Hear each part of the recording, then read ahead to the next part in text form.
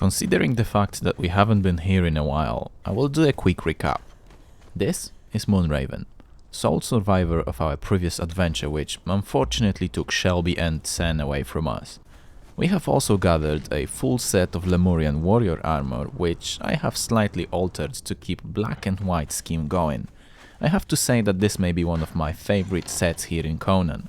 Every single piece complements each other so well that the entire armor is just perfect in my opinion. Anyways, once I have stopped admiring the newly acquired apparel, I have been greeted by a familiar sound of incoming purge. Just a tiny spoiler, that this may be our last purge with Raven taking the lead role. You may ask why.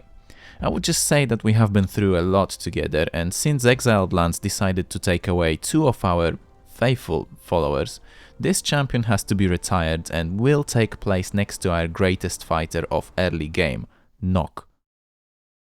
I haven't ever been there. I wonder what goodies we may find in that area. I bet there are some secrets to be discovered, but I don't feel ready yet. Why? Maybe because this right here showed me how treacherous local environment can be, let alone the hottest region known to exiles. Also, there is this cold biome surrounding this volcano, so it will be twice as tricky to get there. So I guess for now we will just set sail towards Caribbean area. You know, galleons, pirates, treasures. But before we go, I have to introduce you to someone. These folks right here will be our late game support. Stronger, sturdier and deadlier than anyone who has followed us before. Well, that is applicable at least to Dalincia. Also, right there, you can see our legendary hero staring at us before we depart, thinking we have replaced them just like that. It is for their own good, so they can still walk among the living, not like the other two that are now only present as ghosts, somewhere in the Exiled Lands. I have to admit that I have used the shortcut way to achieve this equipment for Dalincia Headhunter. However, as I lost my genuinely trained and equipped followers, I didn't fancy doing that yet again, especially when I have few ideas for this episode. I may get a question, why Dalincia Headhunter? Well, combination of her equipment and perks is just asking for it. She has the Momentum Mace, all equipment giving 21% more weapon damage, and perks mainly focusing on more strength, giving a perfect combination for this follower to hunt for trophies. Next up is our new ride. As Shelby is just a distant memory by now, we have to name this one to be its greater ascendant. How about Cobra? It is still Shelby, but in the most memorable form it has ever been. Let's hope it can live up to its name. Cool. Let's embark on our journey.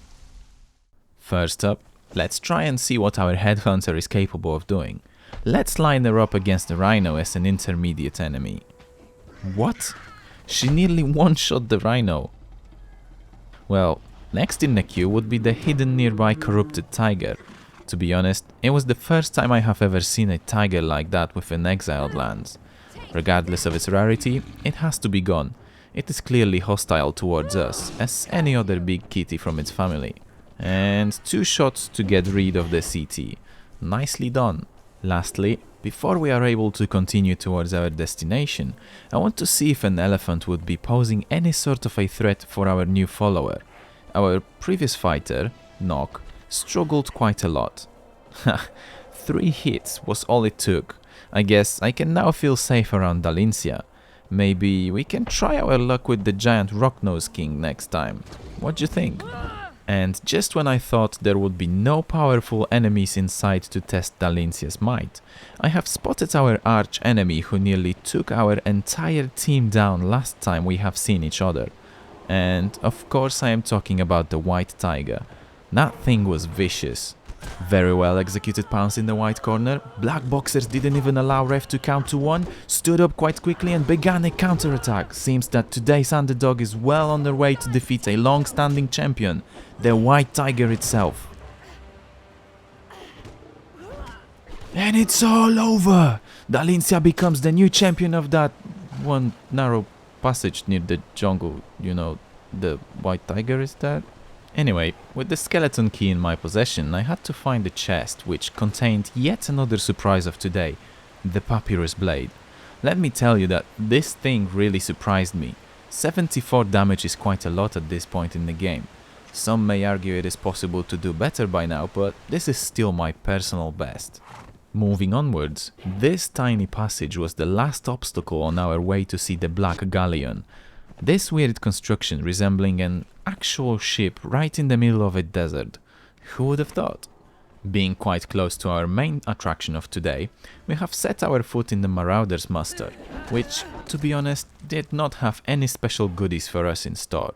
Therefore, we just swept through this area leaving destruction behind and we carried on. At this point, there was one last thing between us and the Black Galleon. A tiny bridge that we had to walk through, and we would find ourselves on the side where Galleon would be within our reach. However, we had some more exploring to do, and while doing so, we have discovered yet another nearly barren location called Voyager's Vigil. There was one point of interest right in the middle of it, but no interactions could be performed here. You can, however, find a page from Razma's journal.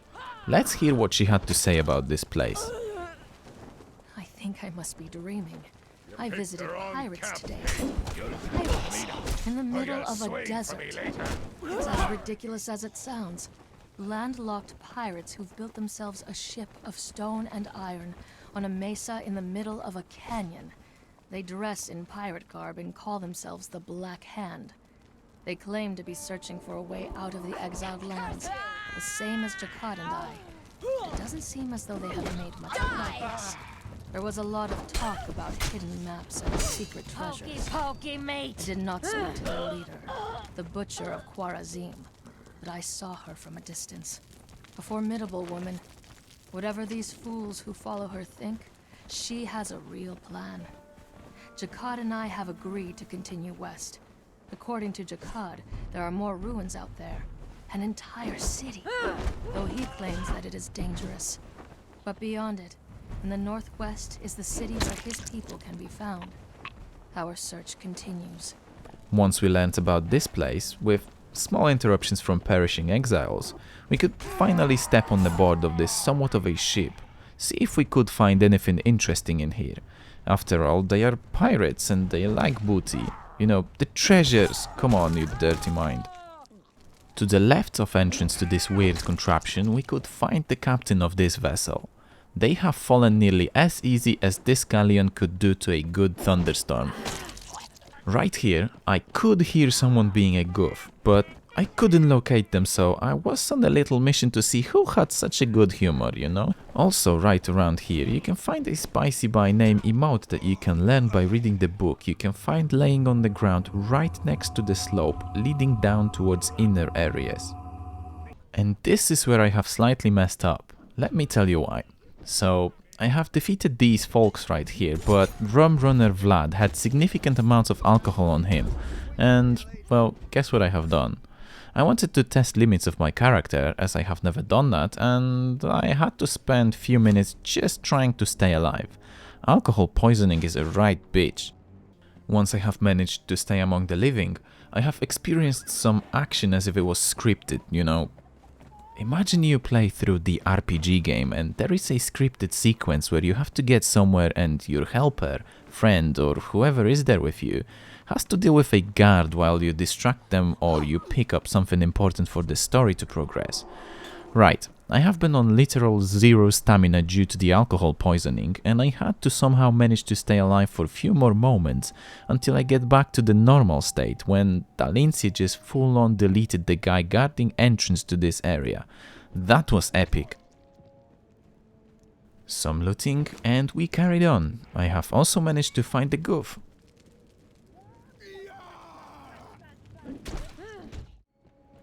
Right here where Goofball was standing is an important place. We will visit it later on and I will explain why is it so important. It has few functions and, well, just one is obvious.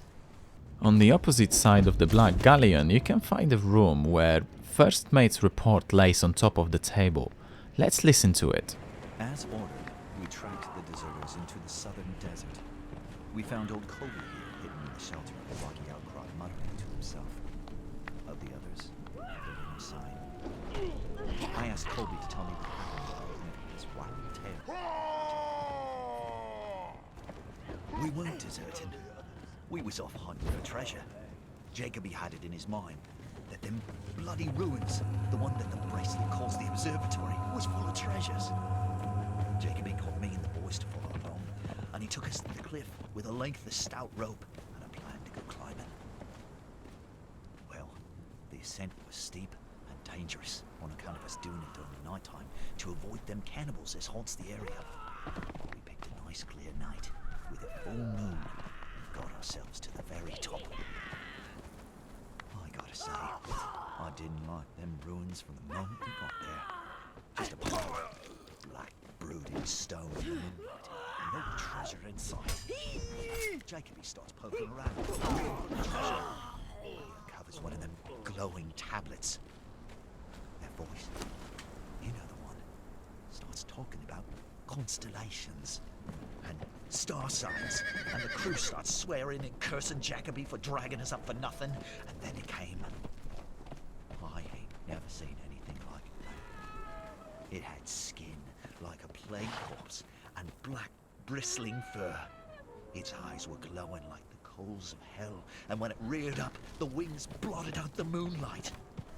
It took Jacoby first, just snapping forward and tearing his head clean off. Me and the boys were screaming and scrambling, trying to reach the rope and get down before this beastie could take us. I got to the rope and started sliding down, burning my hands as I went. Above, I could hear the screaming and snapping, and warm blood was raining from the sky. The rope was swaying and slapping me into the cliff face, and I was scrambling, and then it let go. I fell, and I fell, but I crashed into the top of a tree and I passed out. When I awoke, I was alone out here in the desert with a sandstorm sweeping in. I got myself to some shelter, and then you found me here. I'm bringing Kobe back to the ship for judgment. Personally, I think we can hang him from the edge.